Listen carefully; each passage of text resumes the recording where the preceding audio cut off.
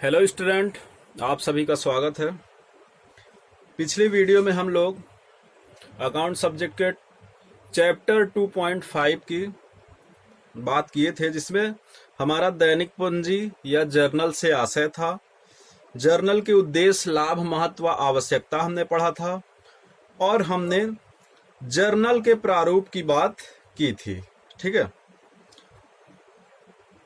तो देखिए आज की इस वीडियो में हम लोग जर्नल में लेखा करने के नियमों के बारे में पढ़ेंगे।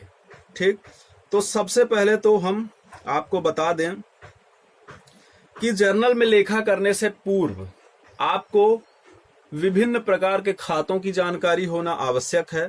तो खातों की चर्चा हम पिछली वीडियो में कर चुके हैं, लेकिन एक बार आपकी मेमोरी के लिए फिर से हम बता रहे हैं। लेखांकन की दृष्टि से खाते तीन प्रकार के होते हैं, उनको तीन तरह से वर्गीकृत किया जाता है। पहला है पर्सनल अकाउंट यानी व्यक्तिगत खाते। तो देखिए व्यक्तिगत खाते कौन से होते हैं?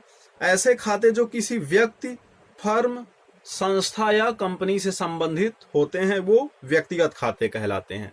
ठीक है, उसके बाद देखिए वास्तविक या वस्तुगत खाते, आप इसको रियल अकाउंट बोलते हैं।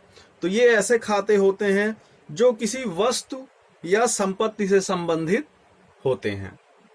थर्ड हो गया आपका नॉमिनल अकाउंट, नाम मात्र के खाते। तो इन खातों का संबंध आय व्यय या लाभ हानि से होता है। तो देखिए अब हम ये जानकारी प्राप्त करेंगे, ये समझेंगे कि व्यक्तिगत खाते में डेबिट और क्रेडिट करने के नियम क्या हैं।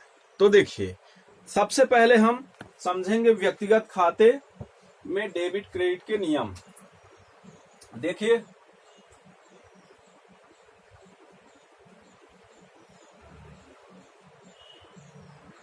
व्यक्तिगत खाते में डेबिट व क्रेडिट के नियम, आपको इन नियमों को ध्यान से समझना है और याद भी रखना है। तो देखिए आप पाने वाले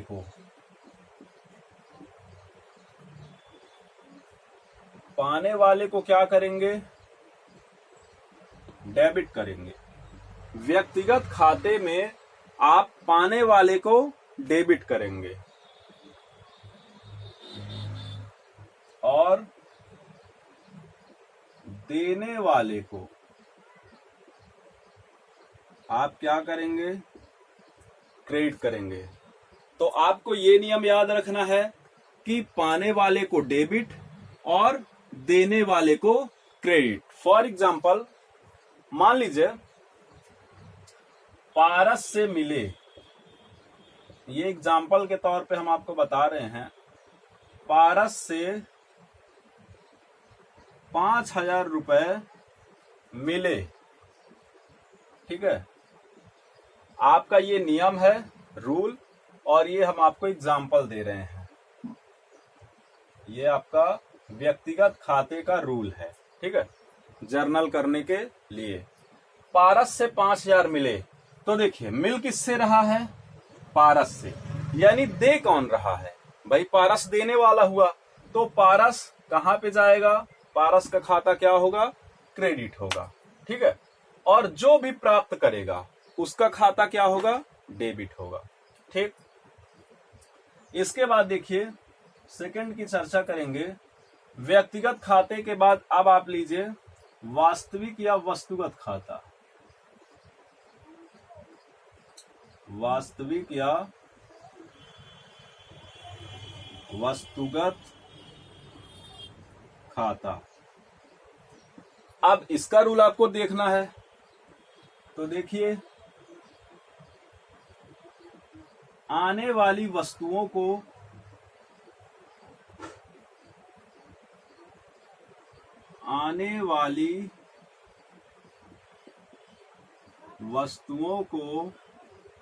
डेबिट करना है।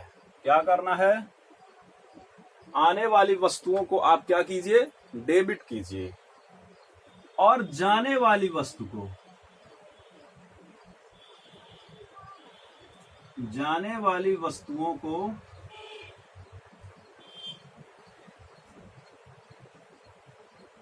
क्रेडिट कीजिए। तो मान लीजिए हम बोल रहे हैं फर्नीचर खरीदा, नकद फर्नीचर खरीदा 1000 रुपए में। तो देखिए आपका फर्नीचर क्या है, व्यवसाय में आ रहा है, तो आने वाली यानी फर्नीचर कहां पे जाएगा, डेबिट पे जाएगा। और फर्नीचर के बदले जा क्या रहा है व्यापार से, कैश जा रहा है, क्योंकि हम नकद खरीद रहे हैं। और कैश भी हमारा कैसा खाता है, वस्तुगत खाता है। तो आने वाली वस्तु यानी फर्नीचर को डेबिट कीजिए और जाने वाली वस्तु यानी कि कैश को क्रेडिट कीजिए। तो ये तो था आपका वास्तविक या वस्तुगत खाते का नियम। अब देखिए जो हमारा तीसरा नियम है, तीसरा नियम आपका है नाम मात्र के खाते का नियम। तो इसको अब हम देखेंगे।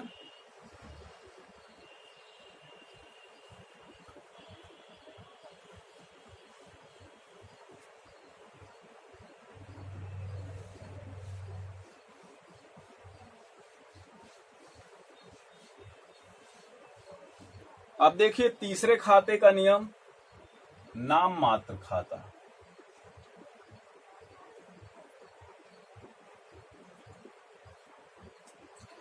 तो ध्यान रखिएगा, नाम मात्र खाते अभी हम क्या बताए, ये कैसे खाते होते हैं, जो लाभ हानि से या आय व्यय से संबंधित होते हैं। तो आपको इसमें रूल याद रखना है, व्ययों एवं हानियों को, व्ययों एवं हानियों को क्या कीजिए, डेबिट, व्ययों एवं हानियों को डेबिट कीजिए। और आय एवं लाभ को, आय एवं लाभ को क्या कीजिए, क्रेडिट कीजिए।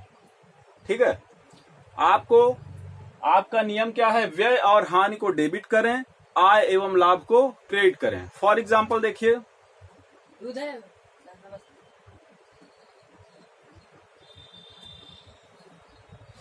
देखिए, आपको ये ध्यान रखना है, जैसे मान लीजिए लिखा है मजदूरी दी, ठीक है, मजदूरी दी, कितने रुपए, 500 रुपए। तो देखिए ये क्या है आपके लिए, ये आपके लिए व्यय है। ठीक है, तो देखिए मजदूरी हमने दिया, ये हमारा क्या क्या है, व्यय है। तो हम व्ययों को क्या करेंगे, डेबिट करेंगे। लेकिन मान लीजिए हमारा दूसरा एग्जाम्पल है किराया प्राप्त 100 रुपए। तो ये देखिए हमारे लिए क्या है, आय है। तो आयों को क्या करेंगे, क्रेडिट करेंगे, व्ययों को क्या करेंगे, डेबिट करेंगे। मान लीजिए हमको लॉस होता है, गोदाम में मान लीजिए कुछ स्टॉक रखा है और वहां पे आग लग गई। तो आग लगेगी तो क्या होगा, हानि होगी, और हानियों को हम क्या करेंगे, डेबिट करेंगे। ठीक है, और अगर हमको किसी वस्तु को विक्रय करने पे प्रॉफिट होता है तो उसको हम क्या करेंगे, क्रेडिट करेंगे। तो देखिए ये तो जर्नल के लेखा करने के नियम हैं। इन नियमों को सुनहले नियम या जर्नल नियम के नाम से भी जानते हैं। अब इसके बाद देखिए आपके जो न्यूमेरिकल पार्ट्स के लिए कुछ महत्वपूर्ण एंट्रियां हैं, हम उनको बोर्ड पे आपके लिए लिखेंगे और उन एंट्री को आप अपने नोट्स पे लिखोगे और नोट्स पे लिखने के बाद उसको आप याद करोगे और समझोगे। लगभग ये मान के चलिए 7-8 एंट्री आपके लिए महत्वपूर्ण हैं, उनका आपको उपयोग बार बार करने को मिलेगा। तो देखिए, जैसे हमारा पहला है, दान व नमूने में दिया गया माल। इसको ध्यान से समझिएगा। दान देना अलग होता है और नमूने में देना अलग होता है, ठीक है। तो देखिए, अगर मान लीजिए दान पे माल दिया गया है, कुछ गुड्स कैसे दे दिया गया, डोनेट कर दिया गया, तो देखिए ये डोनेट करना क्या है, आपके लिए व्यय है, ठीक है। तो आप व्ययों को क्या करते हैं, डेबिट करते हैं। तो देखिए, आपका है चैरिटी अकाउंट डेबिट, क्योंकि दान में दिया गया है, तो ये आपका डेबिट है और इससे आपका स्टॉक प्रभावित होगा, ठीक है। स्टॉक प्रभावित होगा। स्टॉक के लिए आप क्या यूज करते हो, क्रय खाते का यूज करते हो। तो आपका क्रेडिट क्या हो रहा है, परचेज अकाउंट, यानी क्रय खाता आपका क्या होगा, क्रेडिट होगा। आप इसके लिए यहां पे विवरण क्या लिखोगे, being goods given away A charity and sample. अगर आप सैंपल दे रहे हो तो उसको यहाँ पे आप बताओगे कि हमने इतने का सैंपल दिया, या अगर आप चैरिटी दान पे दे रहे हो तो उसको आप यहाँ पे संक्षिप्त विवरण उसका ब्यौरा दोगे। उसके बाद देखिए, आहरण। आहरण क्या होता है, व्यापार का स्वामी जब माल या कैश, यानी कि गुड्स या कैश अपने निजी प्रयोग के लिए निकालता है तो क्या करते हैं, उसको आहरण माना जाता है। तो देखिए, आहरण आपका डेबिट हो रहा है, ठीक। व्यापार से जा क्या रहा है, कैश जा रहा है, या तो वो कैश का आहरण करेगा या कि किसका करेगा, परचेज का करेगा, सॉरी गुड्स का करेगा।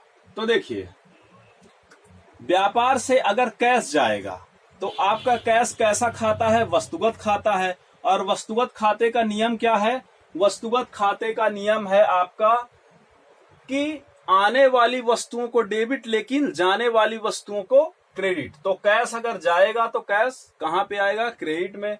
उसी तरह अगर स्टॉक का आहरण कर रहा है तो आपका परचेज, क्रय खाता हमेशा प्रभावित होता है, तो क्रय खाता आपका क्या होगा, क्रेडिट होगा। और ये जो आपका ड्राइंग अकाउंट है, आहरण, ये व्यक्तिगत खाता है। तो व्यक्तिगत खाते का नियम क्या है, पाने वाले,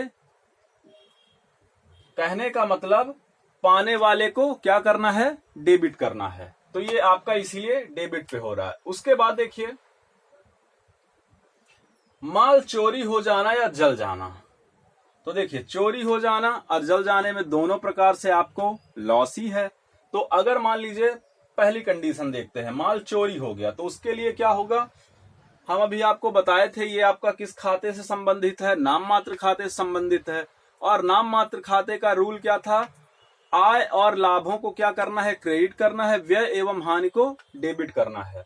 तो देखिए, अगर माल चोरी हो रहा है तो loss by theft account debit to purchase account, क्योंकि आपका स्टॉक प्रभावित हो रहा है, तो यहाँ पे क्रय खाता लिखेंगे। लेकिन दूसरी कंडीशन अगर देखें, माल अगर जल जाए तो उसके लिए क्या है, loss by fire account debit to purchase account. दोनों कंडीशन में हो हानि रही है, इसीलिए आपका जलना या चोरी हो जाना दोनों तरह से आपका डेबिट में आएगा और आपका क्रय खाता हमेशा क्रेडिट में रहेगा, ठीक है। इसके बाद देखिए, आप इसके लिए नरेशन क्या लिख रहे हैं, being loss of stock due to theft. अगर चोरी के कारण नुकसान हो रहा है तो थेफ्ट लिखेंगे, अगर जल रहा है तो फायर लिखेंगे। इसके बाद अब हम लोग कुछ और एंट्री देखते हैं। ये आपके लिए अत्यधिक महत्वपूर्ण है, ये आपके न्यूमेरिकल पार्ट्स में, कहने का मतलब इनका उपयोग बार बार किया जाएगा। मान लीजिए, अब हमको अगली एंट्री किसकी समझना है, डूबत ऋण की। तो डूबत ऋण सबसे पहले तो ये समझना है कि डूबत ऋण होता क्या है। तो देखिए, मान लीजिए आपने किसी व्यक्ति को उधार वस्तु दिया था, मान लेते हैं कि उधार वस्तु उसने मोहन को 5,000 रुपए का दिया था और उससे 5,000 रुपए हमको लेने थे, परंतु उसने धनराशि क्या नहीं की, चुकाई नहीं। तो अगर धनराशि वो नहीं चुकाएगा तो आपका क्या हुआ, आपका दिया गया उसको ऋण डूब जाएगा। तो वो क्या कहलाएगा, डूबत ऋण कहलाएगा। अब देखिए इसकी एंट्री क्या होगी, डूबत ऋण की। और ये डूबत ऋण आपके लिए क्या है, हानि है। तो हमने सबसे पहले हानि को बताया था, ये नाम मात्र खाते से संबंधित है। और नाम मात्र खाते का नियम क्या है कि व्यय एवं हानि को क्या करिए, डेबिट करिए। यानी आपका बैड डेब्ट्स कहां जाएगा, डेबिट पे जाएगा। ठीक है, तो देखिए इसकी एंट्री क्या होगी, bad debts account debit to, कौन नहीं चुका रहा है, मोहन। ठीक है, कितने कितने रुपए, 5,000 रुपए। तो अगर मान लीजिए कभी आपकी ऐसी एंट्री होती है डूबत ऋण से संबंधित, तो आप क्या करेंगे, उसको हमेशा बैड डेब्ट्स को डेबिट में रखेंगे क्योंकि ये आपके लिए हानि है। और जिसने भी नहीं चुकाया है उसका नाम आप नीचे लिखोगे। ठीक है,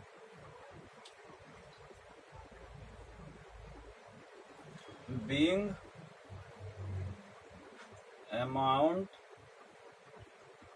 बैड डेब्ट्स। अब देखिए इसके बाद 5वें नंबर में हम लोग अगली एंट्री देखते हैं डिप्रिसिएशन की। डिप्रिसिएशन का मतलब होता है ह्रास। आप पहले ह्रास का अर्थ समझेंगे। ह्रास भी आपके लिए हानि है। ह्रास को सबसे पहले समझते हैं। तो देखिए मान लीजिए आपने कोई यंत्र खरीदा। यंत्र आप क्यों खरीद रहे हैं, उसका उपयोग करने के लिए, उससे उत्पादन करने के लिए। तो मान लीजिए आप उसको 1 वर्ष यूज किए। पहले वो जब आप खरीदे तो पूरी तरह से वो नया था, लेकिन धीरे धीरे कार्य करते करते उसमें क्या हुई, घिसावट हुई। और घिसावट के कारण या टूट फूट हुई, उसके कारण क्या हुआ, उसके उस संपत्ति के मूल्य में धीरे धीरे क्या आएगी, कमी आएगी। तो वो जो कमी आती है वही आपका क्या कहलाएगा, डिप्रिसिएशन कहलाएगा। कहने का मतलब मान लीजिए यंत्र की कीमत जब हमने उसको खरीदा तो 1,000 रुपए थी, लेकिन 1 साल बाद घिसावट या टूट फूट के कारण उस यंत्र की कीमत कितनी बची, 900 रुपए बची। तो उसमें ह्रास कितने का लग गया, 1,000 का था, 900 रुपए की अब उसकी कीमत बची, यानी 100 रुपए का क्या लगा, ह्रास लगा। तो वही 100 रुपए आपका क्या कहलाएगा, ह्रास कहलाएगा। और ये आपके लिए क्या है, हानि है। तो हानियों को, हानि आपका किस खाते संबंधित है, नाम मात्र खाते से। और नाम मात्र खाते का रूल अभी हमने क्या बताया कि व्यय एवं हानियों को डेबिट कीजिए। यानी आपका क्या होगा, डिप्रिसिएशन कहां पे जाएगा, डेबिट पे जाएगा, क्योंकि ये आपके लिए हानि है। ठीक, टू किसी भी संपत्ति को मान लेते हैं, संपत्तियों का तो ह्रास होता है, तो हम लिख देते हैं एसेट्स। ठीक है, नरेशन में बीइंग, नरेशन हम इसलिए लिखते हैं जिससे हमको ये संक्षिप्त विवरण होता है, ये हमको बताता है कि हम एंट्री किस लिए कर रहे हैं। तो बीइंग एसेट्स डिप्रिसिएट, कहने का मतलब हमारे संपत्ति में ह्रास हुआ है।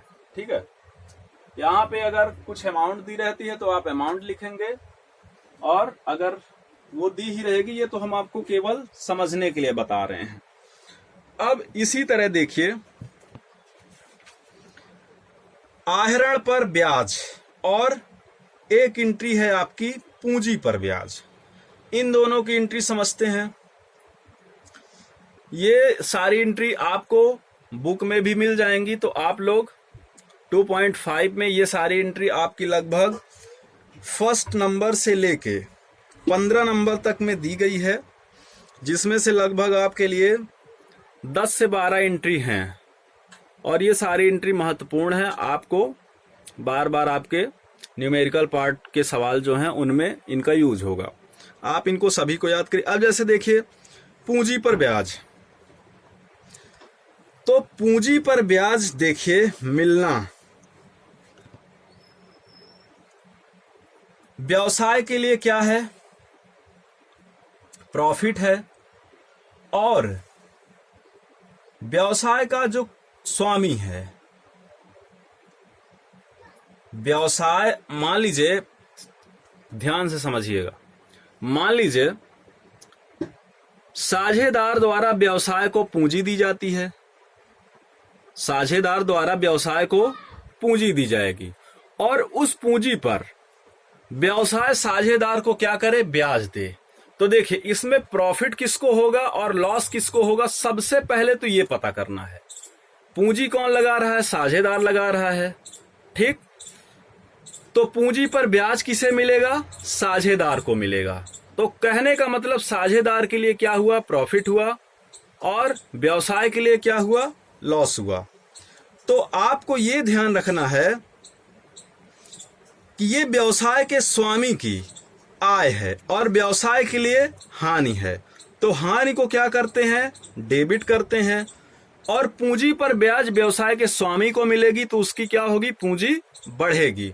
तो आप इसकी एंट्री क्या लिखोगे, interest on capital account debit, यानी कि पूंजी पर ब्याज के खाते को डेबिट करना है और इसके पूंजी को प्राप्त करने से, यानी पूंजी पर ब्याज प्राप्त करने से पूंजी खाता बढ़ेगा, व्यवसाय के स्वामी को प्रॉफिट होगा और पूंजी खाता बढ़ेगा। इसीलिए आपको पूंजी खाते को क्या करना है, क्रेडिट करना है। इसी तरह देखिए आपका है अदत्त वेतन। पहले आहरण पर ब्याज की चर्चा करते हैं। तो देखिए आहरण पर ब्याज क्या है, तो देखिए इसके लिए आपको दिया गया है, अगर मान लीजिए व्यवसाय का स्वामी आहरण करता है और उसके आहरण पर व्यवसाय उससे ब्याज वसूल करती है, तो ये व्यवसाय के स्वामी के लिए क्या है, लॉस है, और व्यापार के लिए क्या है, प्रॉफिट है, ठीक है। अब देखिए तो व्ययों को क्या किया जाता है, डेबिट किया जाता है। तो हम क्या करेंगे, drawing account debit to interest on